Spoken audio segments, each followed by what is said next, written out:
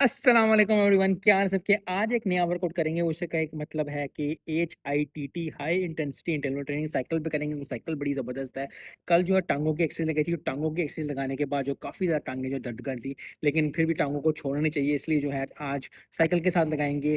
अपनी body warm up करेंगे। पहले 5-8 मिनट जो है वो वार्म अप करेंगे। जब वार्म अप हो जाएगी उसके बाद 20 सेकंड जो है हाई इंटेंसिटी करेंगे, बहुत तेज़ साइकिल चलाएंगे। उसके बाद 40 सेकंड जो है बहुत आराम से चलाएंगे, बहुत नॉर्मल पेस पे बहुत स्लो साइकिल चलाएंगे। उसके बाद फिर 20 सेकंड और सेकंड 6 राउंड मारेंगे।